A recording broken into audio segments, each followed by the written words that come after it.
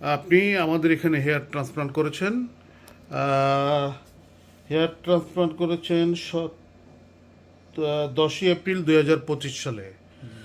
জি 2025 সালের 10ই April 2500 graft আপনি আমাদের এখানে ট্রান্সপ্লান্ট জি করেছেন। স্যার। তা আপনি আমাদের এখানে যে ট্রান্সপ্লান্ট করেছেন, আপনার অভিজ্ঞতাটা কি? আপনি কি আপনার মানে যে আশা অনুরূপ রেজাল্ট পেয়েছেন সেটা কি?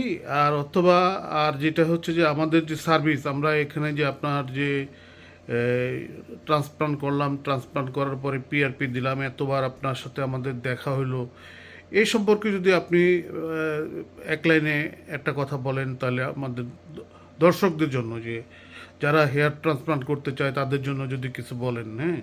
জি স্যার, আসলে আমি বহুদিন যাবৎ এই চুল নিয়ে অনেক টেনশনে ছিলাম, কি করব বুঝতেছিলাম না। হুম। তো অনেক অনলাইনে অনেক ঘাটাঘাটি করে রিসার্চ করে স্যারের একটা অনলাইনে আমি ভিডিও দেখি এক চ্যানেলে। তো স্যারের কথা শুনে আমি উৎসাহিত হই, স্যারের সাথে যোগাযোগ করি।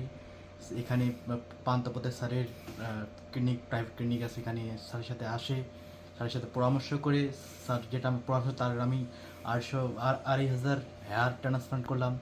তো আমি কনফিউজ ছিলাম কী হবে না হবে।